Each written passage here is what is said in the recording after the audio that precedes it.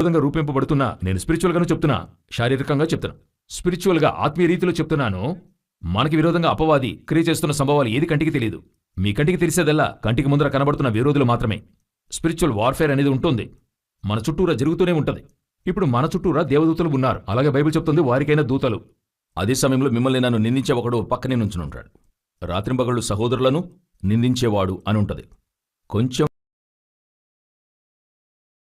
మా దేవా, ఈ మంచి సమయాన్ని బట్టి మీకు స్తోత్రము. కృపగల మీ హస్తం కింద తగ్గించుకుంటున్నాం. ఈ ఆరాధన సమయంలో మేము కూడి వచ్చి మీ సముఖంలో కూర్చోవడానికి, మిమ్మల్ని ఆరాధించి స్తుతించి మహిమపరచడానికి ఈ అనుగ్రహింపబడిన సందర్భాన్ని బట్టి మీకు స్తోత్రం. ఇప్పుడు కూడా మీరు మా మధ్యకొచ్చి మాతో మాట్లాడండి, మీ మాటలు మాకు తెలియజేయండి. మా ప్రభువైన యేసుక్రీస్తు నామమున తండ్రి, హల్లెలూయా. ఈరోజేం చూడబోతున్నాం? ఏలుకొనుడి అని చెప్పి దేవుడు 3 కార్యాలను అక్కడ చెప్తున్నాడు. 1 సముద్రపు చేపలను, 2వది ఆకాశ పక్షులను, 3వది భూమి మీద ప్రాకు ప్రతి జీవిని ఏలుడి అని అంటున్నాడు. దేవుడు ఏలమని చెప్తున్నప్పుడు ఏది ఏలమంటున్నాడో అది ఎంతో స్పష్టంగా తెలియజేస్తున్నాడు. ఇవి 3 దేవుడు సృష్టించినవే. బాగా గమనించండి, 3 దేవుడు సృష్టించిందే. అయితే వీటిని ఏలుడి అని చెప్పినప్పుడు ఏంటి అర్థం అని చూసినప్పుడు మనం ముందుగానే చూస్తున్నాం. ఆదికాండము 2వ అధ్యాయము 15వ వచనములో సేద్యపరుచుటకును దాని కాచుటకును దానిలో ఉంచెను అని చూస్తున్నాం. ఇప్పుడు దేవుడు అన్నిటిని కూడా నిర్మించి సిద్ధపరిచి ఈ జీవరాశులన్నీ మిగతా వాటిన్నింటిని కూడా చూస్తే ఆ నాన్ లివింగ్ థింగ్స్ అంటారు, చెట్లు ఫలవృక్షాలన్నీ ఇచ్చాడు. అలా తోటను సేద్యపరచుటకు కాచుటకు అతను ఉంచాడు. తోటను సేద్యపరచాలి, కాయాలి. అదే సమయంలో భూమిలో ఉండే వాటిని ఏం చేయాలి? ఏలుడి అనే మాట చెప్తున్నాడు. ఇది మనకివ్వబడిన ఆజ్ఞాపనే. దేవుడు ఆ విధంగానే మనల్ని ఉంచాడు. అలాగుంటున్నప్పుడు ఈ ఏలడం అనేది వేటిని అని మనం చూస్తున్నప్పుడు 3 ముఖ్యమైన కార్యాలను దేవుడు చెప్తున్నాడు. ఆదికాండం పుస్తకం అనేది ఒట్టి క్రియేషన్, దేవుడు సృష్టించింది మాత్రం చెప్పేటువంటి ఒక పుస్తకము కాదు. దాని వెనుక దేవుడు తన ప్రణాళికలు ఉంచిన విషయాన్ని అర్థం చేసుకోగలం. ప్రతి దాని వెనుక దేవుని యొక్క ప్రణాళిక ఉంటుంది. ఉదాహరణకు ఇప్పుడు మనమందరము పరిశుద్ధాత్మ వల్ల రాయబడిన మాటను ఉంచుకున్నాం. దాని పేరు జీవవాక్యం. నిత్య జీవవాక్యము మీ యొద్ద ఉన్నది అని ఉంటుంది. కానీ దానికి ముందర దేవుడేం చేస్తున్నాడు? రాసిస్తున్నాడు. ఎవరికి రాసిస్తున్నాడంటే మోషేకి రాసిస్తున్నాడు. ఆ వాక్యానికి పేరు ధర్మశాస్త్రం. అది రాసివ్వబడినటువంటి మాట. అప్పుడు దేవుడు వారికిచ్చిన ధర్మశాస్త్రము ఎలాగుందంట? నిత్యము మేలు కలుగుటకు బ్రతికించున్నట్లును. ఇప్పుడు మనకివ్వబడింది ఎలాగుంది? నిత్య జీవపు మాటలు మన యొద్దనున్నవి. అయితే మనకివ్వబడిన మాటలు హృదయం మీద రాయబడినటువంటివి. దేవుడు చెప్తున్నాడు, రాతి పలక మీద గాని సిరాతో గాని రాయబడక వారి హృదయం మీద రాస్తానంటున్నాడు. అదే మనకి ఇవ్వబడినటువంటి మాట. వారికి ఇవ్వబడిన మాట ఏంటంటే రాసి ఇవ్వబడింది మేలు కలిగించడానికి. అంటే ఏంటర్థం? అంటే దేవుని కఠినమైన మాట అనేది కాదు. ఇప్పుడు మనకి మేలైనది నిత్య జీవానికైనది అంటే ఏంటంటే మనకి ఇవ్వబడినటువంటి మాట క్షమించేటువంటి మాట. మనకిచ్చింది మనకేం చేస్తుంది? క్షమిస్తుంది, మనల్ని పరలోకానికి చేరుస్తుంది. అయితే ధర్మశాస్త్రం అన్నది క్షమించదు, అది పాపాన్ని కప్పుతుంది, అది పరలోకానికి తీసుకెళ్దు. తాత్కాలికముగా వాళ్ళకది దేవుని యొక్క ఉగ్రత నుండి తప్పించుకోవడానికి ఒక మార్గాన్ని ఏర్పరుస్తుందే గాని మనకిలాగా పరిపూర్ణముగా పాపం క్షమించబడి పరలోకానికి కొనిపోయే విధంగా ధర్మశాస్త్రం చేయదు. వారికది చేయదు. అదే మేలు కలుగుటకై బ్రతికించున్నట్లు అని ఉంటుంది. అయితే దానికి ముందు, మోషేకి ముందు 2000 సంవత్సరాలుంది, ఆదాము నుండి అబ్రహాం వరకు. అప్పుడంతా వారికి రాసివ్వబడలేదు, మనవలే పరిశుద్ధాత్మ వల్ల హృదయం మీద రాయబడలేదు. అప్పుడుండిన మాట ఏంటని అడిగినట్లయితే వారికి సృష్టి కార్యము క్రియేషన్స్ అన్నిటిని కూడా చూపించాడు. వీటి వెనుక దేవుని యొక్క ప్రణాళిక ఉంది. ఒక్కో దాని వెనుక ఏముంది? దేవుని ప్రణాళిక. అది ఎలాగ అర్థం చేసుకోవచ్చు అని అడిగితే ఈ ధర్మశాస్త్రంను గురించి చెప్పేప్పుడు దేవుడేం చేస్తున్నాడు? మోషేకి ధర్మశాస్త్రం ఇచ్చినప్పుడు ఒక ప్రత్యక్షపు గుడారాన్ని తనకి చూపిస్తున్నాడు. చూపించి ఆ ప్రత్యక్షపు గుడారాన్ని చూపించిన నీకు కొండ మీద చూపించినటువంటి మాదిరిగా క్రింద కట్టుటకు హెచ్చరికగా ఉండుము. ఇప్పుడు ఆ ప్రత్యక్షపు గుడారాన్ని చూస్తున్నాడు. చూసి అది అట్లే క్రింద కట్టాలి. అప్పుడు చూసిన ఆ ప్రత్యక్షపు గుడారంలో దేవుని ప్రణాళిక ఉంది. ఆ ప్రత్యక్షపు గుడారానికైన బలిపీఠాన్ని అక్కడ చూస్తున్నాడు. చూస్తే ఆ బలిపీఠం అన్నది ఏంటి? అక్కడ చెల్లించే బలి ఏమిటి? దీని వెనుక ఒక ఆత్మీయ సత్యం ఉంది. అక్కడ ఒక దీపస్తంభాన్ని చూస్తున్నాడు. ఇవన్నీ అక్కడ కొండ మీద నేను చూపించిన నమూనా ప్రకారముగా అని దేవుడు చెప్తున్నాడు. అదేవిధంగా ఆదాము నుండి అబ్రహాం వరకు ఈ ప్రకృతి దేవుడు సృష్టించిన ప్రతిదాని వెనుక ఒక మోడల్ ఉంది. ఈ మోడల్ని చూసి వారు తెలుసుకోవాలి. ఉదాహరణకు ఇప్పుడు పస్కా బలిపశువును అర్థం చేసుకుంటాం. ఆ బలిపశువు ఎవరిని సూచిస్తుంది? యేసుక్రీస్తును సూచిస్తుంది. మన వల్ల అది అర్థం చేసుకోగలం. అయితే అది అప్పుడు తోటలో జీవవృక్షం ఉండింది. ఈ జీవవృక్షము దేని సూచిస్తుంది అంటే మనకి తెలియదు. పస్కా బలిపశువు అంటే యేసుక్రీస్తు అని తెలుస్తుంది. ఇప్పుడు అది మనము ఆ ఆత్మీయ అర్థాన్ని చదవలేదు, ఆ యాంగిల్లో దాన్ని చూడలేదు. జీవవృక్షం అంటే ఏంటి? ఆదికాండము 3వ అధ్యాయం 22వ వచనంలో చెప్తున్నాడు. చదువుదామా? కాబట్టి అతడు ఒకవేళ తన చెయ్యి చాచి జీవవృక్ష ఫలమును కూడా తీసుకొని తిని నిరంతరము జీవించునేమో అని. అప్పుడు జీవవృక్ష ఫలాన్ని మనిషి తింటే ఏమవుతాడు? నిరంతరము జీవిస్తాడు. అదే యేసు నా మాట విని నన్ను పంపిన వాని యందు విశ్వాసముంచువాడు నిత్యజీవం గలవాడు. అప్పుడు జీవవృక్షం ఎవరిని సూచిస్తుంది? యేసుక్రీస్తును సూచిస్తుంది. ఇదే విధంగా ఆదికాండములో సృష్టి కార్యమై ఉండింది. 1వ అధ్యాయం పూర్తిగా, 2వ అధ్యాయం పూర్తిగా, ఈ 2 అధ్యాయాలను ఎలాగా ప్రత్యక్షపు గుడారము ఇశ్రాయేలీయులకు ఇవ్వబడి దాని వెనుక ఉన్న యేసు, దాని వెనుక ఉన్న విమోచన, దాని వెనుక ఆజ్ఞలు, అందులో ఉండే ఆశీర్వాదాలు ఏవై ఉన్నావో అదేవిధంగా ఆ తోటలో, ఆ ఏదెను తోటలోనిది, ఇక ఆ తోటలో ఉండే చెట్లు, వృక్షాలు, పెంపుడు జంతువులు, అడవి జంతువులు, సముద్రపు మత్స్యములు, అన్నిటి వెనుక దేవుని యొక్క ప్రణాళిక ఉంది. అన్నిటి వెనుక ఉంది. అది ఎలాగ మీరు ధ్యానించారో అదేలాగా ఇది కూడా మీరు ధ్యానించాలి. మనము ధర్మశాస్త్రాన్ని, ప్రత్యక్షపు గుడారాన్ని ధ్యానిస్తున్నాం. అయితే ఆదికాండం పుస్తకాన్ని మనం ధ్యానించడం లేదు. అది కేవలం సృష్టిగానే మాత్రమే చూస్తున్నాం. సృష్టిగా మనం చూడాల్సిన అవసరత మనకి లేదు. ఎందుకు అన్నట్టయితే దేవుడు క్రియేట్ చేశాడు. అది ఒకే మాటలో చెప్పి వెళ్ళచ్చు. ఇప్పుడు చూడండి, ఆదియందు దేవుడు భూమి ఆకాశములను సృష్టించాడు. ఇంతటితో ఆపితేనే చాలు, దేవుడు సృష్టించాడని మనకు తెలుసు. అయితే ఎందుకు అది ఒక్కొక్కటిగా చెప్తూ ఉన్నాడు? 7 రోజులకి 7 కార్యాలు చేస్తున్నాడు. అప్పుడు ప్రతిదాని వెనుక ఏదో ఒకటి ఉంది. దాని వెనుక ఉన్న దేవుని ప్రణాళిక అది కనిపెట్టాలి. అందులోనే మనం ఈరోజు ఒక విషయాన్ని మాత్రం చూడబోతున్నాం. ఆ ఆదికాండము 1:28లో 3 కార్యాలను దేవుడు ఏలమని చెప్తున్నాడు. 3 విధాలైన కార్యాలు దేవుడు సృష్టిస్తున్నాడు. ఒకటి, మొట్టమొదటిగా సముద్రపు చేపలను, రెండవది ఆకాశ పక్షులను, మరి మూడవదిగా భూమి మీద ప్రాకు ప్రతి జీవిని అని దేవుడు చెప్తున్నాడు. అప్పుడు ఇందులో మొదటిగా దేవుడు చెప్పేటువంటి సముద్రపు చేపలను అంటే ఏంటి? ఇవన్నీ కూడా మనం వాక్యంలోనే చూడబోతున్నాం. ఇవేవి ఊహాజనకమైనవి కావు, అన్ని వాక్యం నుండే చూడబోతున్నాం. మొదట సముద్రపు చేపలను అంటే ఏంటి, సముద్రము అంటే ఏంటి అని అడిగితే ఆదికాండం 1:10 చదవండి. ఆదికాండం 1:10. దేవుడు ఆరిన నేలకు భూమి అని పేరు పెట్టాను, జలరాశికి ఆయన సముద్రములని పేరు పెట్టాను. అప్పుడు జలరాశి అంతటికి పేరేంటి? సముద్రం. జలరాశి అంటే ఏంటి? చదవండి, ప్రకటన 17:15 చదవండి. మరియు ఆ దూత నాతో ఈలాగు చెప్పాను, ఆ వేశ్య కూర్చున్న చోట నీవు చూచిన జలములు ప్రజలను, జనసమూహములను, జనములను, ఆయా భాషలు మాట్లాడువారిని సూచించును అని మనం వాక్యములో చూడగలుగుతున్నాం. అప్పుడు ఆ జలములు ప్రజలను, జనసమూహములను, జనములను, అలా చేరిన జలములకే సముద్రమని వాక్యం చెప్తుంది. అలాగంటే సముద్రపు చేపలు అంటే ఏంటి అర్థం? దేన్ని సూచిస్తుంది అని అడిగినట్లయితే ఈ సముద్రం అన్నది లోకములో ఉన్నటువంటి ప్రజలు. అందువల్ల ప్రకటన 13:1లో క్రూర మృగము సముద్రంలోండి పైకి వచ్చుట చూచితిని అంటే ఏంటర్థం? జనముల మధ్య నుండి ఒక రాజ్యము లేచి వచ్చుట చూచెనని అర్థం. అప్పుడు ఈ సముద్రము గొప్పదైన ఒక ఉపద్రవం లేక ప్రపంచానికి సూచనగా ఉంది, జనుల మధ్య నుండి. ఇప్పుడు దేవుడు చెప్తున్నాడు సముద్రపు చేపలను ఏలుడి అనేటువంటి అర్థం. అప్పుడు సముద్రపు చేపలను ఏలడము అనంటే మొట్టమొదటిగా ఆదాముకి ఈ ఆధిపత్యం ఇవ్వబడుతుంది. సముద్రము దాని మత్స్యములను ఏం చేయి? ఏలుడి అని దేవుడు చెప్తున్నాడు. అయితే జరిగిందేంటి? ఆధిపత్యాన్ని ఆదాము వదిలేశాడు. ఆధిపత్యాన్ని ఆదాము వదిలేయడం వల్ల ఇప్పుడు ఏమవుతుంది? ఈ సముద్రము, ఈ గాలి, ఆ పైనున్న కార్యాలు వ్యతిరిక్తంగా మారాయి. లోపరుచుకోలా. ఇంకా ఆదామేం చేయాలా?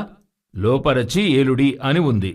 ఇది దేనికైనా సూచన అని అడిగితే సముద్రం అన్నది ప్రజల్ని సూచిస్తుంది, వాయువు అన్నది దూతల్ని సూచిస్తుంది. కీర్తనలు 104వ అధ్యాయం 4వ వచనం చదవండి. వాయువులను తనకు దూతలుగాను, అగ్ని జ్వాలలను తనకు పరిచారకులుగాను ఆయన చేసుకుని ఉన్నాడు. అప్పుడు దూతలు ఏమై ఉన్నారు? వాయువులై ఉన్నారు. ఇప్పుడు ఈ వాక్యానికి అర్థం తెలుస్తుంది. చదవండి, మత్తయి సువార్త 8వ అధ్యాయము 26వ వచనాన్ని చదవండి. అందుకు ఆయన, అల్ప విశ్వాసులారా, ఎందుకు భయపడుచున్నారని వారితో చెప్పి లేచి గాలిని సముద్రమును గద్దింపగా మిక్కిలి నిమ్మళమాయెను. ఇప్పుడు మీరు యోచించండి, యేసు ప్రయాణము చేస్తున్నాడు. ఆయన సృష్టికర్త. ఆయన సృష్టించిన ఈ వాయువు సముద్రమంతా ఉంది. అది ఒకవేళ ఆయనకి విరోధంగా లేస్తుంది, ఇదొక డ్రామా అని అనుకోండి ఉదాహరణకి. అలా ఎగిసినప్పుడు యేసు లేచి, నువ్వు గాలి వీచినట్లుగా వీచు, నిన్ను గద్దించినట్టుగా చేస్తా, నువ్వు నిమ్మలమవు, అప్పుడు అందరికీ నా మీద నమ్మకం వస్తుందంటే అదొక డ్రామా, అబద్ధం. నిజంగానే మనుష్య కుమారుడు ట్రావెల్ చేస్తున్నాడు. ఇప్పుడు యేసుక్రీస్తు దేవుని కుమారుడని సాతానుకు తెలుసా తెలీదా? బాగా తెలుసు. 4వ అధ్యాయంలోనే ఉంటుంది. యేసుక్రీస్తు వద్ద ఏం చేస్తున్నాడు? ఆయన తీసుకెళ్లి దేవుని కుమారుడనే చూపిస్తున్నాడు. ఆ తర్వాత ఇదే 8వ అధ్యాయంలో మీరు చదివి చూసినట్లయితే యేసు ఒక గ్రామంలోనికి వెళ్ళినప్పుడు వారు దేవుని కుమారుడా, మమ్మును బాధించుటకు ఇక్కడికి వచ్చితివా అనే కదా ఉంది. అప్పుడు వాడు యేసును చూచి ఏమంటున్నాడు? దేవుని యొక్క కుమారుడా. అప్పుడు ఈ వాయువు దేన్ని సూచిస్తుంది? దూతల్ని సూచిస్తుంది. ఆ దూతలు దేవుని దూతలైతే దేవునికి వ్యతిరేకంగా రారు. దేవుని బిడ్డలకు ఎదురుగా ఏం చేయరు? రారు. అప్పుడు ఈ గాలి దేన్ని సూచిస్తుంది? త్రోయబడిన సాతాను దూతలు, భూమి మీద ఉండే దూతలు. వీళ్లే మనకి విరోధంగా లేస్తున్నారు. రోమిలకు రాసిన పత్రికలో పౌలు చెప్పేటువంటి మాట, రోమిలకు రాసిన పత్రిక 8వ అధ్యాయము 38వ వచనం. మరణమైనను జీవమైనను దేవదూతలైనను ప్రధానులైనను ఉన్నవి అయినను రాబోవునవి అయినను అధికారులైనను ఎత్తైనను లోతైనను సృష్టింపబడిన మరి ఏదైనను మన ప్రభు అయిన క్రీస్తు యేసునందలి దేవుని ప్రేమ నుండి మనలను ఎడబాప నేరవని రూఢిగా నమ్ముచున్నాను. అప్పుడు దూతలను ఆయనకి విరోధంగా వచ్చి ఆయన ప్రేమను ఏం చేయగలరు? వేరు చేస్తారు అంటున్నాడు. అప్పుడు ఈ చోట చదువుతున్నప్పుడు గాలిని సముద్రమును ఆయన గద్దింపగా అంటే దాని అర్థము ఆ సముద్రము పైన ఉన్న గాలి దూతలను సూచిస్తుంది. సముద్రపు గాలి అన్నది సాతాను చేత ప్రభావితమయ్యే జనాలను సూచిస్తుంది.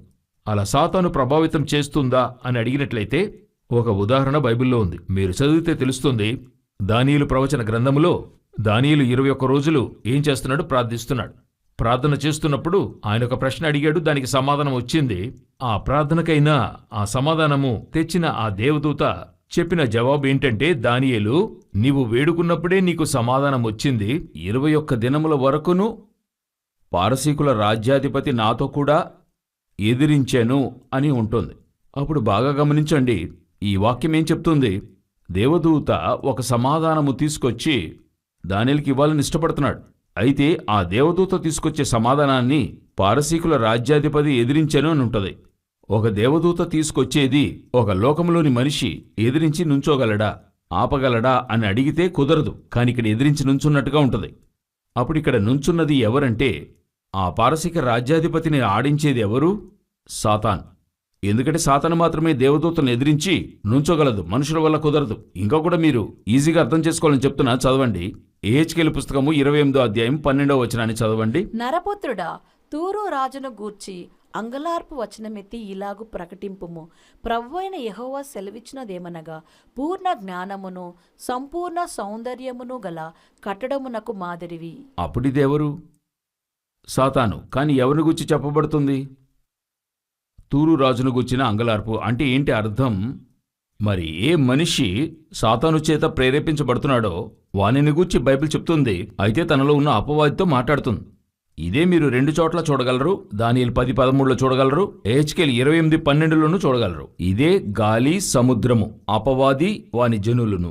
ఇప్పుడు యేసు ప్రభువు గాలిని సముద్రాన్ని ఏం చేస్తున్నాడు? గద్దించాను అని ఉంటుంది. మొదట మీరు సముద్రపు చేపలను పట్టుకోవాలంటే మీకు తెలిసి ఉంటుంది. బాగా తుఫాను ఉంటున్నప్పుడు సముద్రంలో ఏం పట్టలేరు. చేపలు పట్టడం కుదరదు. చేపలు పట్టాలంటే గాలి సముద్రం ఎలాగుండాలి? నెమ్మదిగా ఉండాలి. అది మీలాంటి వారికి బాగా తెలుసు. ఈ కన్యాకుమారి, కేరళ వాళ్ళకి బాగా తెలుసు. ఒక చేప పట్టాలంటే గాలి సముద్రం ఎలాగుండాలి? నెమ్మదిగా ఉండాలి. మీకే చెప్తుంటారు, తుఫాను ఉన్నప్పుడు సముద్రంలోకి ఏం చేయొద్దు, వెళ్ళొద్దు అని చెప్తారు. అప్పుడు గాలిని సముద్రాన్ని నిమ్మళపరిస్తేనే గాని సముద్రపు చేపలను ఏం చేయలేరు, ఏలుకొనలేరు, పట్టుకొనలేరు. ఇక్కడ గాలి సముద్రము అపవాదిని సూచిస్తుంది. మనకు తెలిసిన ఒక వాక్యముంది. మత్తయి రాసిన సువార్త 12వ అధ్యాయము 29వ వచనం చదవండి. ఒకడు మొదట బలవంతుని బంధింపని ఎడల ఏలాగూ ఆ బలవంతుని ఇంటిలో చొచ్చి అతని సామగ్రి దోచుకొనగలడు? అట్లు బంధించిన ఎడల వాని ఇల్లు దోచుకొనును.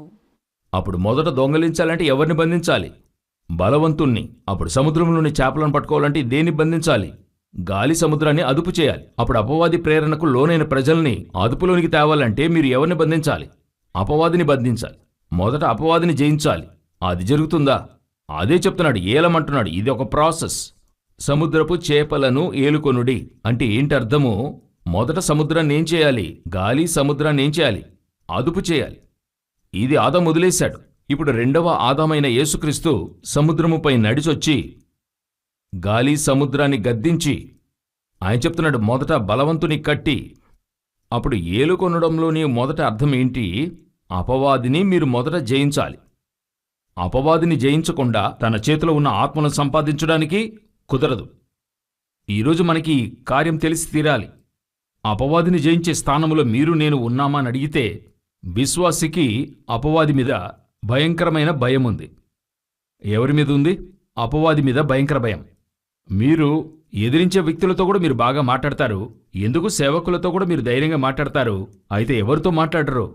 అపవాదిని గురించి మాట్లాడరు. అపవాది అన్నప్పుడు టోన్ తక్కువైపోతుంది. అపవాది అన్నప్పుడు అందులో కొందరు చెప్తుంటారు, దానిపాటికి అది ఉంది, మనమెందుకు దాని జోలికి వెళ్ళాలంటారు. వాళ్ళు చెప్పేది ఎలాగుంది? ఇప్పుడు ఎలాగుందంటే, దానిపాటికి అది ఉంది, మీరెందుకు సముద్రంపైకి వెళ్ళారన్నట్టుంది. దానిపాటికి అది ఉంది, మీరెందుకు వెళ్ళారు? వాక్యం స్పష్టంగా చెప్తుంది, సముద్రపు చేపలను ఏలుడి. సముద్రపు చేప అన్నది ఎవరిని సూచిస్తుంది? సముద్రంలోని జనులను సూచిస్తుంది. సాతాను ఆధిపత్యానికి లోనైన వారిని సూచిస్తుంది. అందువల్ల ప్రభు ఆ జాలరులను చూచి పేతురు అతని సహోదరుని చూసి అంటున్నాడు, మిమ్మును మనుషులను పట్టు జాలరునుగా చేస్తానంటాడు. చేపలు పట్టేవారు ఏం పట్టగలరు? మనుషులను ఎందుకు దేవుడు ఉపమాన రీతిగా చేపలు అంటున్నాడు? మనుషులను పట్టుకోవడానికి ఉపమానంగా చెప్తున్నాడు. అప్పుడు మొదటిగా దేవుడు మనుషులను పట్టుకోవడానికి ఎవరిని పంపుతున్నాడు? జాలరులను పంపుతున్నాడు. అదే పేతురును చూసి ప్రభువు చెప్పింది, రండి మిమ్మల్ని ఎవరిని పట్టేవారిగా మారుస్తాను? మనుషులను పట్టువారుగా మారుస్తా. అప్పుడు ఈ వాక్యములో సముద్రపు చేపలను ఏలుడి అంటే ఏంటి అర్థం? మొదటిగా సముద్రమును, అందులో ఉన్నటువంటి జనులను, గాలిని మొదటిగా మనం ఏం చేయాలి? ఏలుబడి చేయాలి, అదుపు చేయాలి, దాని మీద అధికారం రావాలి. అటు తర్వాతనే ఈ సముద్రములో ఉండేటువంటి చేపలను, మత్స్యములను మనము ఏలుబడి చేయగలము. ఈరోజు మీకు నాకు ఆ ఏలుబడి ఉందా? మీరు నేను మొట్టమొదటిగా సముద్రపు గాలి తుపానును మనం అదుపు చేయగలిగామా? సాతానుపై మనకు అధికారం ఉన్నట్టుగా యేసు వాక్యములు స్పష్టంగా చెప్పాడు. ఇదిగో శత్రువు బలమంతటి మీదను మీకు ఏం అనుగ్రహించి ఉన్నాను? అధికారమునిచ్చాడు. వ్యాధులను స్వస్థపరచుటకు, దయ్యములను వెలగొట్టుటకు ఏమి ఇవ్వబడింది? అధికారము ఇవ్వబడింది. అధికారము ఉంది. అయితే ఆ అధికారాన్ని మీరు నేను యూజ్ చేస్తున్నామా? అదే ప్రశ్న. అధికారం ఉంది, అధికారాన్ని యూజ్ చేస్తున్నామా? మనము మొదట ఈ అధికారాన్ని యూజ్ చేయాలంటే మనకి ఏం తెలియాలో తెలుసా? సొలొమోనుని దావీదు రాజుగా అభిషేకిస్తున్నాడు.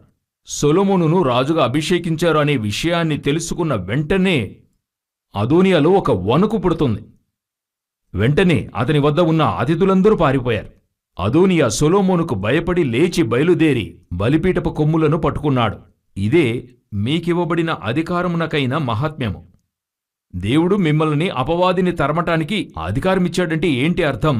సొలొమోనును రాజుగా చేసిన వెంటనే అదోనియా అతని పిలిచిన వారందరికీ ఒక భయం ఏర్పడింది గదా. అటువంటి ఒక భయము మీ మీద, నా మీద అపవాదికి కలగాలి. అపవాది జనులకు కలగాలి. దేవుడు అభిషేకించిన దేవుని యొక్క సేవకుడు వస్తున్నాడు, దేవుని చేత అభిషేకం నొందినవాడు వస్తున్నాడని తెలిసిన వెంటనే అది జరగాలి. జరుగుతుందా అని అడిగినట్లయితే, ఏలియాని చూసిన వెంటనే ఆహాబుకు ఒక భయం ఉండింది.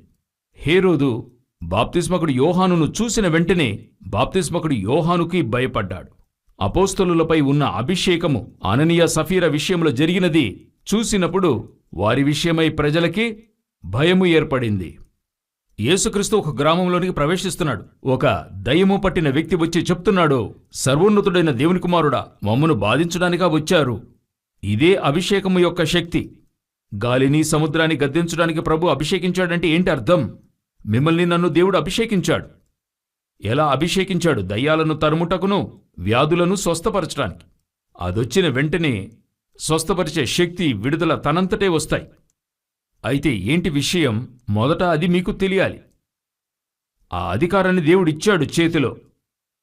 ఇప్పుడు సొలొమోనును అభిషేకం చేసిన వెంటనే, రాజుగా చేసిన వెంటనే అదోనియాకు భయం వచ్చింది, అతిథులకు భయం వచ్చింది. సొలొమోనుకి ఆ అథారిటీ తెలియాలి. నేనెలాగ మారిపోయాను, ఇప్పుడు రాజుగా మారిపోయాను అని తెలియాలి. అయితే ఏం జరుగుతుంది? సొలొమోను వెళ్ళి రాజగృహంలో అలా కూర్చుంటున్నాడు. తన యొక్క ఆ సింహాసనంలో కూర్చుంటున్నాడు.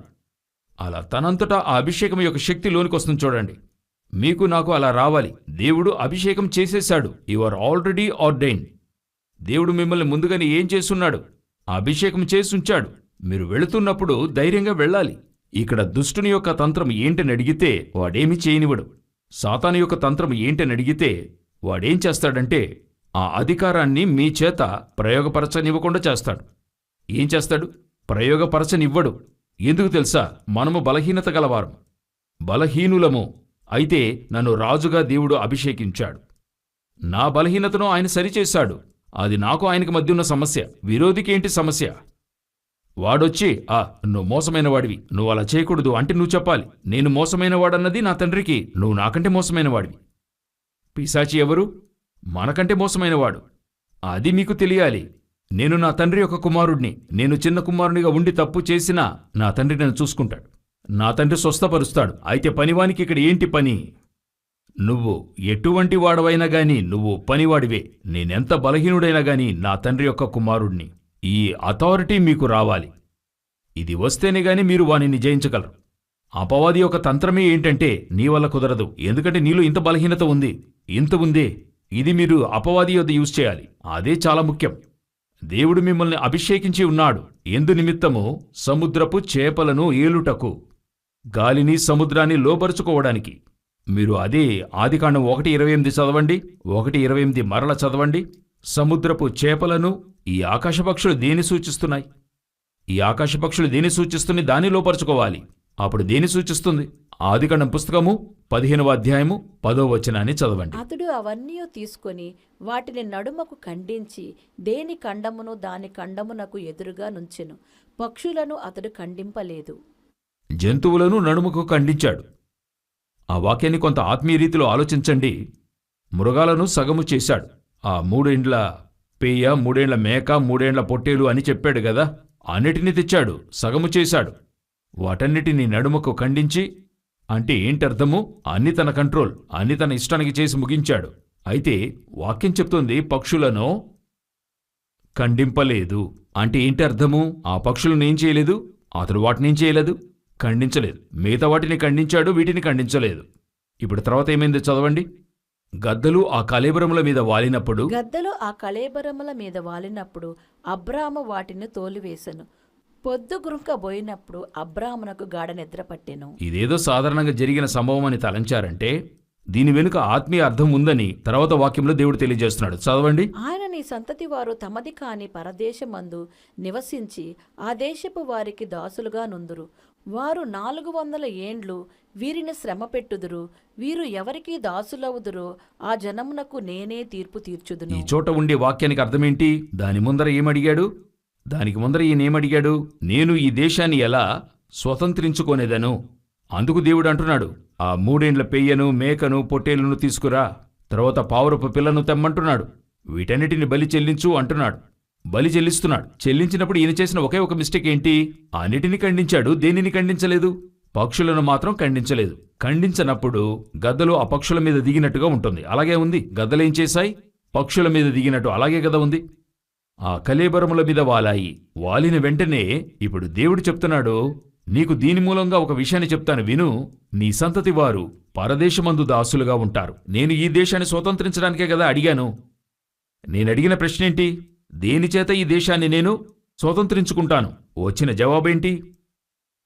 పరదేశమందు నువ్వు 400 సంవత్సరాలు ఎలాగుంటావు? బానిసలుగా ఉంటారు. అక్కడ వారిని సేవించెదరు అంటే ఏంటి అర్థం? దీని వెనుక ఉన్న స్పిరిచువల్ కార్యం ఏంటంటే నీ యొద్దకు వచ్చి తీసుకెళ్ళిపోతారు. శ్రమ నీకు వాటిల్లుతుంది. నీ సంతతి వారు బానిసగా మారుతారు. అప్పుడు నువ్వు చేయాల్సిందేంటి? ఆ పక్షులను ఖండించి ఈ గద్దలను అలా తరిమి ఉంటే, ఈ కార్యములకైనా ఒక పరిపూర్ణత ఉండుంటే నువ్వు ఈ దేశాన్ని స్వతంత్రించుకునేవాడివి. కాని ఇప్పుడు ఏమైంది? నువ్వు 400 సంవత్సరాల పరదేశం మీద ఏమై ఉంటావు? బానిసగా ఉంటావు. అప్పుడు ఆకాశ పక్షులను ఏలుడి అంటే ఏంటి అర్థము తెలుసా? ఉపద్రవమును జయించి ఆ వచ్చేటువంటి ఉపద్రవాన్ని ఏలుకొనుడి. ఆ ఉపద్రవాన్ని జయించాలి. ప్రభు చెప్తున్నాడు, ధైర్యము తెచ్చుకొనుడి, నేను లోకమును జయించి ఉన్నాను. లోకములో మీకు శ్రమ కలుగును. శ్రమ లేకుండా లేదు, శ్రమ ఉంది. అయితే ఆ శ్రమ ఎటువంటిదిగానన్నా ఉండవచ్చు. అది ఏదైనా కావచ్చు. అది రోమిలకు రాసిన పత్రిక 8వ అధ్యాయంలో చివర్లో చదివాం కదా. ఏదైనా కావచ్చు. అయితే దాని మీద మీకు ఏముండాలి? ఆధిపత్యం ఉండాలి. ఇప్పుడు దేవుడొచ్చి ఈ ఐగుప్తుని గురించే తనతో చెప్తున్నాడు. ఐగుప్తులు వారు ఏమై ఉంటారు? బానిసత్వంలో ఉంటారు. ఇప్పుడు అతడు వాటిని తరిమెను అని ఉంటుంది. వారు మరలా తిరిగి వస్తారు. ఇదెందులకైన సూచన అని అడిగితే అక్కడ ఫరోను వారు జయించి అక్కడి నుండి ఈ సంతతి వారు తిరిగి ఏం చేయాలి? రావాలి. ఆ ఫరోను జయించి వస్తున్నారు గదా, అదే పక్షులను జయించడం. ఎందుకంటే గద్దలు పైకి వచ్చి వాటిపైన వాలినప్పుడు తమది కాని ప్రదేశానికి తీసుకెళ్తారు, అక్కడ బానిసగా ఉంటారని అర్థం. వారు వెళ్ళింది ఎక్కడికెళ్లారు? ఐగుప్తునకెళ్లారు. పక్షులను ఏలుడి అంటే ఏంటర్థం? తీసుకెళ్లిన వారిని జయించడం. ఆకాశ పక్షులను ఏలుడంటే ఏంటి అర్థం? శ్రమపెట్టు వారిని ఏం చేయాలి? ఏలుబడి చేయాలి. ఇప్పుడు వీరిని శ్రమ పెట్టింది ఎవరు? ఐగుప్తులు అన్యదేశంలో ఉండేరు. ఎన్ని సంవత్సరాలు? 400 సంవత్సరాలు. ఇప్పుడు వెళ్ళి ఫరోను అతని సైన్యాన్ని జయిస్తున్నారు. ఫరో జ్యేష్ఠ కుమారుడు ఏమవుతున్నాడు? సంహరించబడుతున్నాడు. అక్కడ ఆరంభమై వారి సేనలు ఎర్ర సముద్రంలో ఏమవుతున్నారు? తరుముకొచ్చి పడుతున్నారు. ఇంతవరకును ఆకాశ పక్షులను ఏలుడనటానికి అర్థం. ఏది మిమ్మల్ని శ్రమ పెట్టుటకొస్తుందో, ఏది మిమ్మల్ని తరుముకుంటొస్తుందో, మిమ్మల్ని వేధించడానికి వస్తుందో దాన్ని మీరేం చేయాలి? ఏలుబడి చేయాలి. అది అధిగమించాలి. ఉపద్రవం ఒకరోజును మనల్ని అధిగమించదు. ఉపద్రవాన్నే మీరు నేను అధిగమించాలి. ఉపద్రవం రాకుండా ఉంటుందా? వస్తుంది. ఎర్ర సముద్రం రాదా? వస్తుంది. అయితే ఆ సముద్రము మీకు నాకు దారిస్తుంది. తరుముకొచ్చేవారిని అదే సముద్రం సంహరిస్తుంది. నేనెప్పుడు చెప్తాను, మీరు నేను దాటిపోతున్న ఉపద్రవం ఉంది గదా, ఆ ఉపద్రవంలో దేవుని యొక్క అనుమతితో వెళ్ళి మనల్ని తప్పించి వేరెవరొచ్చినా అందులో మరణిస్తారు. ఆ ఉపద్రవంలో నిలబడలేరు. మనకి విరోధంగా రూపింపబడుతున్నా, నేను స్పిరిచువల్గానూ చెప్తున్నా, శారీరకంగా చెప్తున్నా, స్పిరిచువల్గా ఆత్మీయ రీతిలో చెప్తున్నాను. మనకి విరోధంగా అపవాది క్రియ చేస్తున్న సంభవాలు ఏది కంటికి తెలియదు. మీ కంటికి తెలిసేదల్లా కంటికి ముందర కనబడుతున్న విరోధులు మాత్రమే. స్పిరిచువల్ వార్ఫేర్ అనేది ఉంటుంది, మన చుట్టూరా జరుగుతూనే ఉంటది. ఇప్పుడు మన చుట్టూరా దేవదూతలు ఉన్నారు. అలాగే బైబిల్ చెప్తుంది వారికైనా దూతలు. అదే సమయంలో మిమ్మల్ని నన్ను నిందించే ఒకడు పక్కనే నుంచునుంటాడు. రాత్రింబగళ్ళు సహోదరులను నిందించేవాడు అని ఉంటది. కొంచెం దేవుడు చేయి విడిచాడనుకోండి, మిమ్మల్ని నన్ను ఏం చేస్తాడు? తట్టి లేపేస్తాడు. దేవుని యొక్క అభిషేకం సౌలు మీద ఉన్నంత వరకు అతడు వేరే. ఎప్పుడు ఆ అభిషేకం తనను వదిలి దావీదు మీదకి వెళ్ళిందో, వాక్యం చెప్తుంది, దేవుని ఆత్మ సౌలును విడిచి దురాత్మ ఒకటి వచ్చింది. దేవునితో ఉన్నంత వరకు యూదా యొక్క కథ వేరే.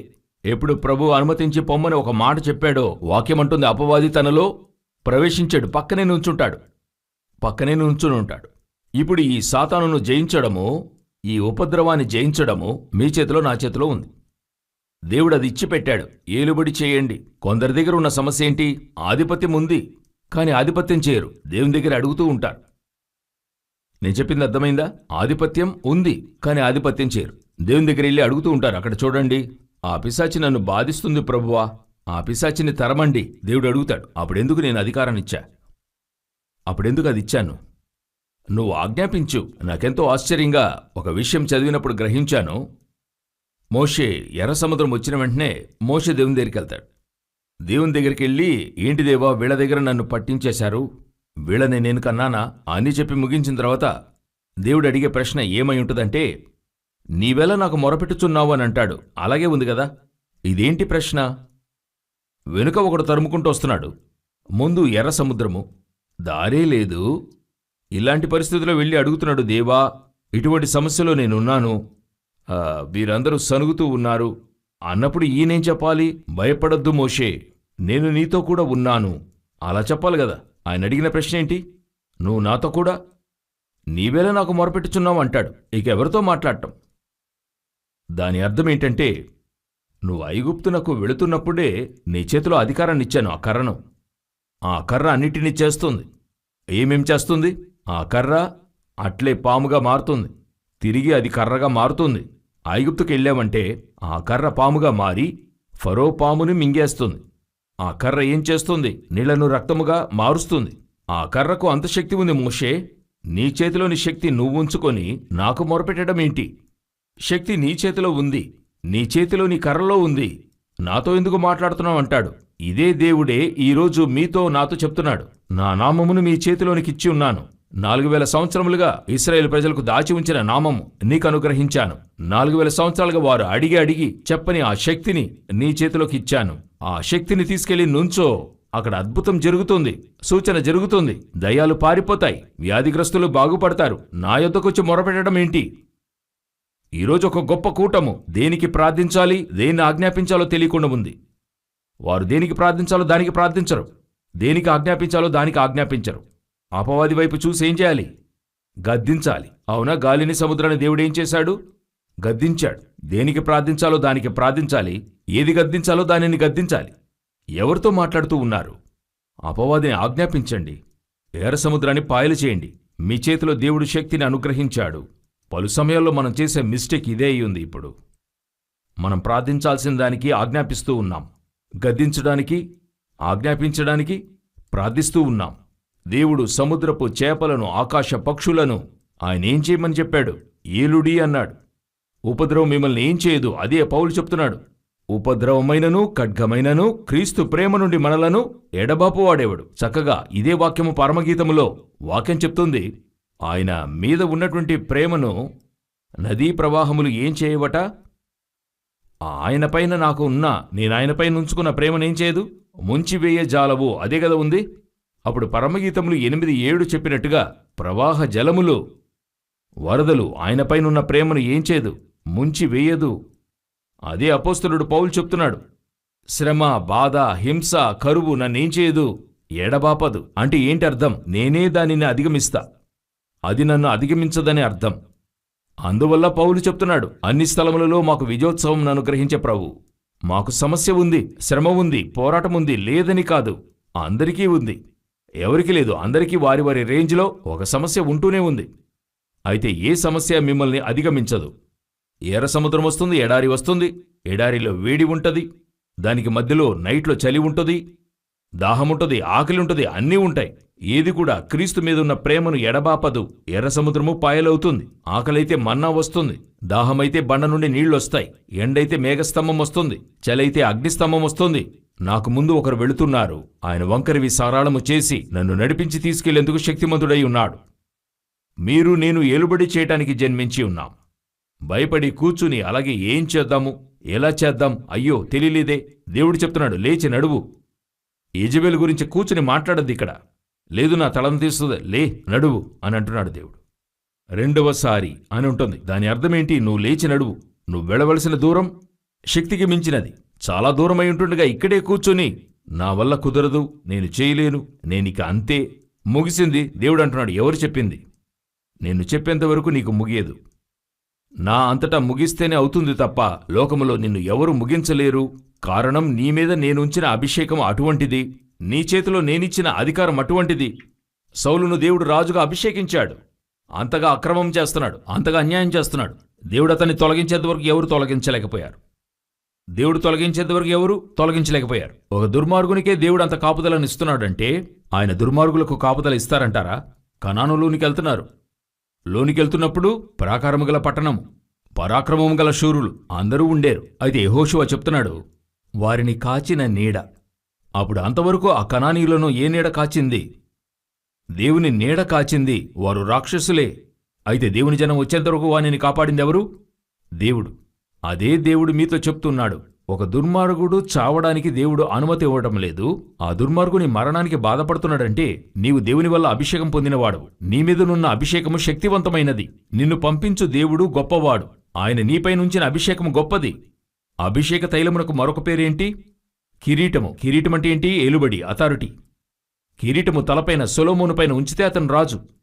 ఆ అథారిటీ తలపైన ఉంచితే నీ అభిషేకానికి ఒక అథారిటీ ఉందని అర్థం. యెజబెలును చూచి భయపడకూడదు. యెజబెలే నిన్ను చూచి భయపడాలి. లేదండి, ఏలియా అలిసిపోయాడు. అది ఏలియాకి దేవునికి మధ్య ఉన్న సమస్య. యెజబెలు ఎంతమాత్రం. యెజబెలు మట్టుకైతే దేవునికి విరోధి. దేవుడు ఏ రోజు నిన్ను విరోధుల చేతికి ఇవ్వడు. ఎప్పుడిస్తాడు తెలుసా? దురభిమాన పాపము చేస్తేనే ఇస్తాడు. అపవాది చేతికి ఎప్పుడు పౌలు అప్పగిస్తానంటున్నాడు? చెప్పి చూడు, ఇద్దరిని తీసుకెళ్లి చెప్పి చూడు, అన్నీ చేసి చూడు. దేనికి నీ లొంగకపోతే ఏం చేయాలంట? అపవాదికి అప్పగిస్తానంటున్నాడు. తన ఆత్మను నరకము నుండి తప్పించుటకు సాతానుకు అప్పగిస్తా. దాని అర్థమేంటి? అది చివరి ఛాన్సే. ఇక ఉపద్రవానికి అప్పగించడం. అంతవరకు దేవుడు నీతో మాట్లాడుతూ ఉంటాడు. అంతవరకు ఆ అభిషేక తైలం నీ మీద ఉంటుంది. అప్పుడు సముద్రపు చేపలను, ఆకాశ పక్షులను ఏలడం ఎవరి యొక్క అధికారం? మన యొక్క అధికారం. దేవుడు మన చేతికిచ్చాడు. మీరు ఈ లోకపు జనులను, చాలామందిని చూసినట్లయితే ఈ లోకపు ప్రజలు, వారిని చూస్తే భయం. రాజకీయ నాయకులంటే భయం.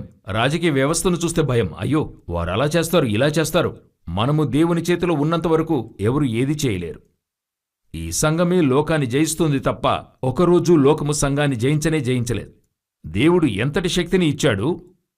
ఒక సేవకుడు తమిళనాడులో ఉండారు. ఆ సేవకునికి దేవుడు ఒక అభిషేకాన్నిచ్చాడు. ఆ అభిషేక తైలం ఇంకా నాకు తెలిసి దేవుడు ఎవరికీ ఇవ్వలేదు. అటువంటి అభిషేకం ఎలా తెలుసా? ఆయన ఇంటి నుండి సేవకు బయలుదేరతాడు. ఇంటి నుండి బయలుదేరతాడంట. అప్పుడంత కారే లేదు, బైకేనట. అది నేరుగా చూచిన వారు నాతో చెప్పిన విషయం. ఆయన బయలుదేరతాడట. ఆయన బైక్ని స్టార్ట్ చేసిన వెంటనే దాదాపు 5 కిలోమీటర్ల దూరంలో మీటింగ్ జరుగుతుందంట. అక్కడ గ్రౌండ్లో ఒక దగ్గర దయ్యాలు పట్టిన వారిని ఉంచుతారు. మొత్తబడిన వారందరినీ ఒకచోట కట్టి పెడతారు. అప్పుడు ఆ దయ్యాలు అక్కడి నుండి చెప్తాయట, అయ్యో ఆ సేవకుడు బయలుదేరాడు, ఇంటి నుండి బయలుదేరాడు, నేనెళ్తానని పరిగెత్తేవట. కొంతసేపట్లో మిగతా దయ్యాలు అయ్యో దగ్గరకు వచ్చేశాడు, నేనెళ్ళిపోతానని చెప్తాయట. ఆశ్చర్యంగా ఉంటుందట. ఆ మనిషి రాకముందే సగం దయ్యాలు పారిపోతాయట. ఆ యొక్క శక్తి ఈనాటికి నీ క్రియ చేస్తూ ఉంది. ఈనాటికి నీ ఆ అభిషేకాన్ని దేవుడు ఉంచి ఉన్నాడు. హల్లెలూయా! దేవుడు ఏ విధంగా మిమ్మల్ని నన్ను పిలిచాడు? తండ్రి అయిన దేవుని ముందర రాజులును యాజకులనుగాను పిలిచాడు. సో తర్వాత రానున్న కాలములలో ఇంతవరకు ఎలాగుండిందో తెలీదు. ఇక దేవుడు చేయబోయే కార్యం ఎలాగుండబోతుంది? ఎలా ఉండబోతుంది? భయంకరంగా ఉంటుంది. నిన్ను కలిగి చేసే కార్యం ఎలాగుంటుంది? దేవుడు మోషేతో చెప్తాడు, నేను నీతో ఉండుట చూచి జనులు చూచి భయపడులాగునా అని అంటాడు. సంఖ్యాకాండము 15వ అధ్యాయంలో ప్రజలేం చేయాలట? నిన్ను చూచి భయపడాలి అని అంటాడు. మోషే తర్వాత యెహోషువతో చెప్తాడు, భయపడవద్దు, నేను మోషేతో ఉన్న విధముగానే నీకు తోడై ఉందును, నిన్ను విడువను, నిబ్బరముగా ఉండుము, ధైర్యముగా ఉండుము. అదే దేవుడు మనకు చెప్తున్నాడు. ఎటువంటి కార్యానికి భయపడవద్దు, నిబ్బరము కలిగి ధైర్యముగా ఉండండి. చివరిగా ఆదికాండం పుస్తకం 1:28 మరలా చదవండి. దేవుడు వారిని ఆశీర్వదించెను. ఎట్లనగా మీరు ఫలించి అభివృద్ధి పొంది విస్తరించి భూమిని నిండించి దానిని లోపర్చుకొనుడి. సముద్రపు చేపలను ఆకాశ పక్షులను భూమి మీద ప్రాకు ప్రతి జీవిని ఏలుడని దేవుడు వారితో చెప్పెను. ప్రతి జీవిని ఏలుడి అంటే ఏంటి అర్థం? ఒకటి సముద్రమును జయించడమైంది, ఆకాశము పైన కార్యాలు జయించడమైంది. తర్వాత ఏం జయించాలి? భూమిపైన ఉన్నవి జయించాలి. భూమిపైన రెండు విధాలైన జీవ జంతువులు. చదవండి, 3 ఉన్నాయి, కానీ 2 లెక్కలోకి వస్తాయి. చదవండి, ఆదికాండం 1:24 చదవండి. దేవుడు వాటి జాతి ప్రకారము జీవము గల వాటిని అనగా వాటి జాతి ప్రకారము పశువులను, పురుగులను, అడవి జంతువులను భూమి పుట్టించుగాక అని పలికెను. ఆ ప్రకారం ఆయను. ఈ 3 కార్యాలు దేవుడు చెప్తున్నాడు. ఒకటి పశువులు, రెండవది పురుగులు, మూడవది అడవి జంతువులు. కానీ ఆ ప్రాకే పురుగులను దేవుడు అడవి జంతువులతో కలిపేశాడు. ఎక్కడంటే 3వ అధ్యాయం 1వ వచనం చదవండి. దేవుడైన యెహోవా చేసిన సమస్త భూజంతువులలో సర్పము యుక్తిగలదై ఉండెను. సర్పము ప్రాకే జంతువు కదా, అయితే దేవుడు ఎందులో చేర్చాడు? భూజంతువుల మధ్య తీసుకొచ్చాడు. అది 2 గాని 3 గాని ఉంచుకోవచ్చు. అయితే ఇప్పుడు దేవుడు చెప్తున్నాడు, వీటిని మీరేం చేయండి?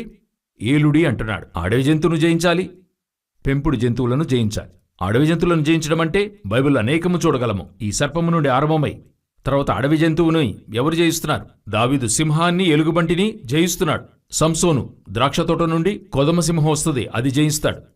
తర్వాత పరమగీతంలో ఉంటుంది, మన ద్రాక్ష తోటలు పూతపట్టి ఉన్నవి, ద్రాక్ష తోటలను చెరుపు, నక్కలను, గుంట నక్కలను పట్టుకొనుడి.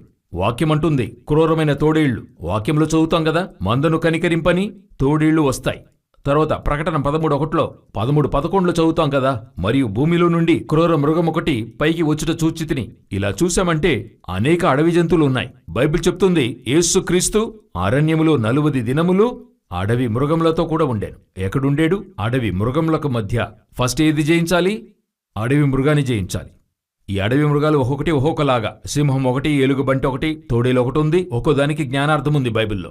సింహం అన్నది డమ్మపు మాటలు పలుకు నోరు, ప్రకటన 13:5లో ఉంటది. ఎలుగుబంటి అన్నది విస్తారముగా మాంసము భక్షించడం, దానియేలు పుస్తకము 7వ అధ్యాయంలో ఉంటుంది. తోడేలన్నది పరిసయ్యులు సద్దుకయ్యులకు అబద్ధ బోధకు సూచనగా ఉంది. వీటన్నిటిని జయించాలి. ఇవి అడవి జంతువులు. వీటిని దాటి పెంపుడు జంతువులున్నాయి. పెంపుడు జంతువు అన్నది ఏంటి?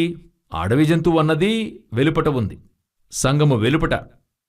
పెంపుడు జంతువు ఏదో తెలుసా? సంఘము లోపల. సంఘములో పెంపుడు జంతువులుంటాయి. వీటిని జయించాలి. ఇందులోనూ జయించాల్సి ఉంది. ఏమంటున్నారు? సంఘములోని పెంపుడు జంతువులు అంటున్నారు. మీకు తెలిసే ఉంటది. ఇప్పుడు ఎలుగుబంటి, సింహము, తోడేలు ఇవి వేటిని సూచిస్తున్నాయి? అడవి మృగాన్ని. పెంపుడు జంతువులు మనకు తెలిసి ఏవేవి? మనకు తెలిసింది పిల్లి, కుక్క. అయితే బైబిల్లో ఎడ్లు, పశువులని ఉంది. అవన్నీ ఏ జంతువులు? పెంపుడు జంతువులే గదా. పెంపుడు జంతువులను ఏలుకోవాలి. సంఘములో శపింపబడిన ఎడ్లు, పశువులున్నాయి. సంఘములో ఏమున్నాయి? మనకవేవో ఎడ్లు పశువులే, దేవుని మట్టుకైతే అది అమాలేకుల ఎడ్లు పశువులు, ఇశ్రాయేలీయులకైనవి కావు. సంఘములో కొన్ని ఎడ్లు పశువులుంటాయి, వాటిని మనం ఏం చేయాలి? జయించాలి. సంఘములో కొన్ని నిబంధనల క్రింద ఉండే ప్రజలు ఉంటారు. ఈ ఎడ్లు పశువులు దేవుని దృష్టికి ఎలాగున్నాయని అడిగినట్లయితే జనుల వలె ఉన్నవి. ఇప్పుడు దావీదు తప్పు చేసిన తర్వాత దేవుని చూచి అడుగుతున్నాడు, నేను తప్పు చేశాను, గొర్రెలేమి చేశాయి? దేవుడు చెప్తున్నాడు, నేనే మంచి కాపరిని, నా గొర్రెలు నా స్వరము. అప్పుడు ఇందులో సంఘము లోపల కొన్ని మంచి గొర్రెలు కూడా ఉంటాయి, కొన్ని శాపానికి గురైన గొర్రెలు ఉంటాయి, అందులో ఉంటాయి. అవి జయించాలి. మనం సామాన్యంగా అడవి జంతువులనే కాన్సంట్రేట్ చేస్తుంటాం. అపవాది ఉపద్రవాన్ని తెస్తుంది, వారి వల్ల వీరి వల్ల సమస్య, పోరాటం, అబద్ధపు బోధలు అన్నీ ఉన్నాయి. లోనే కొందరు కూర్చునుంటారు, లోన కూర్చుని కథలు మాట్లాడుతుంటారు, లోన కొన్ని హేయమైనవి కూర్చునుంటాయి, లోన కూర్చుని కొన్ని శాపమైన కార్యాలు చేస్తూ ఉంటాయి. ఆ సంఘములోనే ఉంటాయి. వాక్యం చెప్తుంది, సకలమైన జీవ జంతువులను ఏలుకొనుడి, అన్నిటినీ ఏలాలి. రాజైన సౌలు అమాలేకీయుల మీద జయమును సాధించారు, అమాలేకీయుల ఎడ్లు గొర్రెలు జయించలేకపోయారు. ఇక్కడ అదే సమస్య. మనం అపవాదిని గెలుస్తాం, అపవాదిని తరుముతాం, సేవను బాగా చేస్తాం, అన్నీ చేస్తాం, లోపల ఇరుక్కుపోతాం. లోపల హేయమైనవి కూర్చునుంటాయి. దేవుడు నిన్ను ఎన్నుకున్నాడు, అభిషేకము చేశాడు, పిలుపునిచ్చాడు, అథారిటీనిచ్చాడు, అన్నీ ఉన్నాయి. సంసోనికి అన్నీ ఇచ్చాడు. ఫిలిస్తీన్లను కొట్టి పారేస్తాడు చూడండి, అలా తలుపులు బద్దలు కొట్టి లేపి తీసుకెళ్తాడు చూడండి. అతని ముందు ఎవరూ నిలవలేరు. ఒక గాడిద దవడెముకతో కొట్టి చంపుతాడు చూడండి. అయితే ఇంటిలో ఉండే దెలీలా దగ్గర పడిపోతాడు. తాను మోహించిన స్త్రీ యొద్ద నిజము చెప్పి పడిపోతాడు. ఆ కార్యాన్ని చెప్పేస్తాడు. ఇదే జరుగుతుంది. ఇటువంటిది ఎప్పుడునూ బయట గెలిచేవారు ఎక్కడో ఓడిపోతారు, లోన ఓడిపోతారు. అప్పుడు లోనున్న ఎడ్లు గొర్రెలను పట్టుకోవాలి, ఇది జయించాలి. సంఘములోనే ఇటువంటి కార్యాలు జరుగుతాయి. ఇంతవరకు మనం ఆరంభంలో గెలిచేవన్నీ బయట గెలిచేవి. సంఘములో గెలవాలి, ఇక్కడ ఆధిపత్యం చేయాలి. ఇప్పుడు బయట నుండి ఆత్మను లోనికి తేవడం అనేది పెద్ద విషయమే కాదు. అయితే లోనున్న వారిని భద్రంగా పరలోకానికి చేర్చాలి, అదే ఉన్నంతలో ముఖ్యమైన విషయం. ఈరోజు చివరి కాలంలో సంఘము బయట నుండి ఆత్మలు తేవడానికి భయంకరమైన కాన్సంట్రేషన్, భయంకరంగా సేవ జరుగుతుంది. అందువల్ల దేవుడు ఏం చేస్తాడు? పేతురును పిలిచి చేపలు పట్టడానికి వలలు వేయమంటాడు కదా. లూకా 5లో, మేము రాత్రంత ప్రయాసపడ్డా మాకేమీ దొరకలేదు, నీ మాట చొప్పున వేస్తామంటే వలలు పిగిలిపోయేంత చేపలు. వారు పట్టిన చేపల రాశికి వారందరూ ఆశ్చర్యపోయారు. పేతురుతో, ఇప్పటి నుండి నీవు మనుషులను పట్టువాడువుగా చేస్తానంటే దాని అర్థం చేపలు పట్టడం ఒకటి, వలను మరమ్మత్తు చేయాలి. ఇక్కడొక బెజ్జముంటుంది వలలో, లేక చేప తప్పించుకునే దారి ఉంటుంది. అదే వలను మరలా వేస్తే పట్టిన చేపలేమవుతాయి? పోతూ ఉంటాయి. అప్పుడు చేపలు పట్టడం ఒకటి, వల మరమ్మత్తు ఇంకొకటి. ఈరోజు మనం ఏం చేస్తూ ఉన్నాం? చేపలు పట్టే దాంట్లో కాన్సంట్రేషన్. సంఘములో ఏమీ లేదు, ఎడ్లు గొర్రెలు లేవు. ఇప్పుడు సౌలు దగ్గర ప్రజలు చెప్పేది కానీ ఉండనివ్వండి, నిజమే కానివ్వండి, సౌలు చెప్పింది అబద్ధం. సౌలు చెప్పింది ఎలా చెప్తున్నారు? సౌలు చెప్పింది అబద్ధమని. ప్రజలు ఎడ్లు గొర్రెలు పట్టుకున్నారు కదా, ఇతనెందుకు అమాలేకీయుల రాజును వదిలాడు? ప్రజలే కదా ఎడ్లు గొర్రెలు పట్టుకున్నారు, ఇతనెందుకు అమాలేకీయుల రాజును వదిలాడు? సమూయేలు వచ్చి అమాలేకీయుల రాజును చంపుతాడు. అక్కడ బాగా గమనించారంటే తర్వాత ఆ అమాలేకీయుల రాజు ఎక్కడని అడుగుతాడు, తీసుకొస్తారు, సమూయేలే చంపుతాడు. అప్పుడు అమాలేకీయుల రాజును కూడా వదిలిపెట్టాడు. అప్పుడు ప్రజల కోసం కాదు, చేసిన తప్పు ఎవరిది? సౌలుది. ఈరోజు అనేక సమయాల్లో ఏమి చెప్తున్నారు సంఘము లోపల? ప్రజలే అలాగా చేశారు, ప్రజల వల్లే అలాగా. సంఘాన్ని నడిపేవారు, పరిచర్య జరిగించేవారు, సంఘము మీద పరిచర్య మీద ఆధిపత్యం ఉండాలి. లోపల ఎడ్లు గొర్రెలు శాపము చేత ఉంటే ఖండించాలి, ఛేదించాలి, నిజము నిజముగా ఎత్తి చెప్పాలి. ఇలాగుంటేనే ఉండగలరని చెప్పాలి. ఏలియా చెప్తున్నాడు, యెహోవా దేవుడైతే ఆయనను అనుసరించండి, బయలుదేవుడైతే వానిని అనుసరించండి. ఎక్కడుండినా నువ్వు పరలోకానికి వెళ్లలేవని దేవుడు నేను సంఘానికి తీసుకొచ్చాడు. సంఘములోనూ నువ్వు అదే ఎదురు చూస్తే ఇది తప్ప వేరే దారి లేదు పరలోకానికి. ఇక్కడ శాపం నిలిచి ఉండటానికి దారి లేదు. ఒకే ఒక విగ్రహము రాహేలు గుడారంలో ఉండింది. రాహేలు బెత్లెహేముకెళ్ళక ముందే దారిలో చనిపోయింది. లేయా గుడారము ఖాళీగా ఉండింది, అందులో ఏమీ లేదు. లేయా రిబ్కా పాతిపెట్టబడిన స్థలం వరకు చేర్చబడింది. చివరి వరకు, అంతం వరకు పరిగెత్తి ముగించాలంటే లోన శాపమైంది ఉండకూడదు. అందువల్ల దేవుడు చెప్తున్నాడు, అపవిత్రము, అసహ్యము, అబద్ధమైనది ఏది కూడా ఒక్కటి అందులో ప్రవేశించదు. అప్పుడు సంఘము క్లియర్గా ఉండాలి. ఒకవేళ యాకోబుకు తెలియకుండా రాహేలు ఉంచుకోవచ్చు, ఒకవేళ మీ పాస్టర్కి తెలీదు, పరిచర్యలో ఉన్నవారికి తెలీదు. నీలో అక్రమం చేస్తూ ఉండవచ్చు. నీకు దేవుడు చెప్తున్నాడు, అధికారమిచ్చిన దేవుడే చెప్తున్నాడు. సౌలును అభిషేకించిన దేవుడే చెప్తున్నాడు. నీకు అధికారమిచ్చిన దేవుడే చెప్తూ ఉన్నాడు. దేవునికి అయిష్టమైంది చేస్తూ ఉన్నావంటే ఒకరోజు దేవుడు నిన్ను త్రోసివేస్తాడు. నీవు ఏలుబడి చేయడానికి పిలువబడ్డావు. నువ్వు త్రోసివేయబడ్డానికి పిలువబడినవాడు కావు. ఈరోజు ఒక గుంపు అలాగే చేస్తూ ఉంది. దేవుడు మిమ్మల్ని నన్ను ఆధిపత్యం చేయడానికి పిలిచాడు. హల్లెలూయా. మనం ప్రార్థిద్దాం. మొట్టమొదటిగా ఈ లోకములో ఉండే ప్రజలు, వారి మధ్యలో దేవుని చేత ఎంచబడిన బిడ్డలు. దేవుడు కొంతమందిని ముందుగా నిర్ణయించి ఉన్నాడు. వారే సముద్రములోని చేపలు. వారిని పట్టుకునేలాగున మిమ్మల్ని దేవుడు పిలిచాడు. దేవుడు ఎవరిని ముందుగా నిర్ణయించాడో వారిని ఆయన పిలిచాడు. నువ్వు వెళ్ళి వారిని పట్టుకోవడానికి దేవుడు అధికారం ఇచ్చాడు. ధైర్యంగా సువార్తను చెప్పండి. ధైర్యంగా సువార్తను చెప్పండి. ఈ భూమి యొక్క రాజులకు అధిపతి అని యేసు చెప్తున్నాడు. నేను మిమ్మల్ని రాజులను యాజకులనుగా అభిషేకించాను. నీ అథారిటీ నీకు తెలియాలి. నీ అధికారం నీకు తెలియాలి. నీవు విశ్వాసముతో ఖండించి చెప్తున్నప్పుడు వ్యాధిగాని బలహీనతగాని అపవాద పరిగెత్తాలి, పారిపోవాలి. అదే దేవుడిచ్చిన అధికారం. ఏలుకొనుడి. ఆకాశ పక్షులులాగా ఉపద్రవం కలుగజేసేవారిని, ఫరో యొక్క సైన్యాన్ని నిర్మూలము చేయటానికే దేవుడుంచాడు. అది తరుముకునే వస్తుంది. కొన్నిసార్లు తరుముకుంటూ వస్తుంది. కొన్నిసార్లు లొంగదీస్తుంది. కొన్నిసార్లు నిన్ను విడువనని చెప్తుంది. దేవుడు చెప్తున్నాడు, గొర్రెపిల్ల రక్తమును పూయుమో, యేసుక్రీస్తు నామమును చెప్పు. అడ్డుకున్న ఫరో జ్యేష్ఠపుత్రుడు సంహరించబడ్డాడు. ఫరో కూల్చబడతాడు. నిన్ను తరుముతున్న సైన్యము నిర్మూలమవుతుంది. నీ మట్టుకైతే ఎర్ర సముద్రము దాటి ధైర్యముగా పాటలు పాడువానిగా, ఆశీర్వదించేవానిగా దేవుడు మారుస్తాడు. దేవుడు నీకు ఆధిపత్యాన్నిచ్చాడు. దేవుని యొక్క అభిషేక తైలం నీ మీద ఉంది. అభిషేక తైలమనే కిరీటముంది. ఇక కాలము చెల్లదు. ధైర్యంగా ముందుకెళ్ళండి. దేనిచేత భయపడకండి.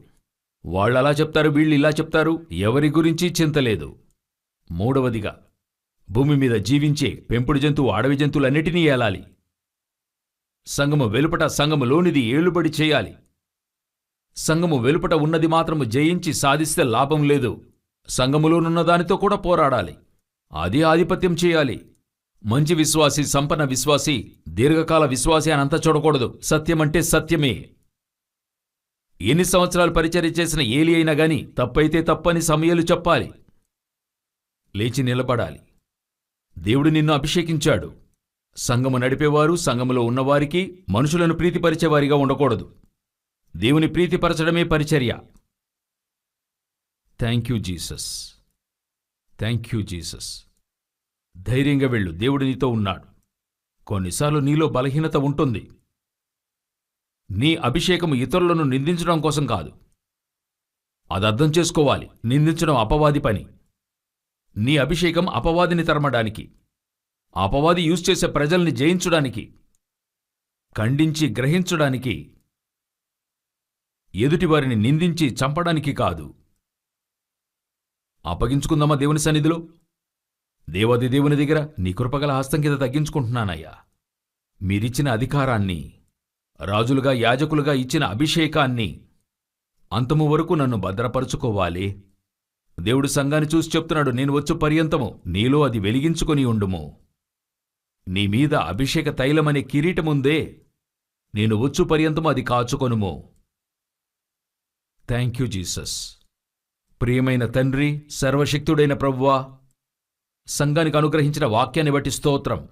తండ్రి, మేము ఆధిపత్యం చేసేవారిగా ప్రభువా, ఈ లోకములో ఉండే దయ్యముల మీదను దాని ప్రజల మీదను, వ్యాధులపైన, వ్యాధులను కలుగజేసే సాతాను క్రియల మీదను ఆధిపత్యము చేసేవారిగా, ఉపద్రముల మీదను, ఉపద్రములు తెచ్చే వారి మీదను ఆధిపత్యము చేసేవారిగా, సంఘానికి విరోధంగా సంఘము వెలుపట లోపల నుండి క్రియ చేసే నడమాడే ప్రతి జంతువుల మీద మేము అధికారం కలిగిన వారముగా, ఆధిపత్యము చేసేవారిగా మార్చండి.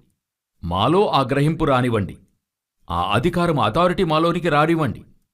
మా భయములన్నీ తొలగనివ్వండి. నా వల్ల కుదరదు, అవ్వదు అనే భయం పోనివ్వండి. మమ్మును అడ్డగించే ప్రతి రాయిని తొలగించండి. Thank you Jesus. మీ కృపగల హస్తంలో అప్పగించుకుంటున్నాం. మా ప్రభువైన యేసుక్రీస్తు నామమున తండ్రి.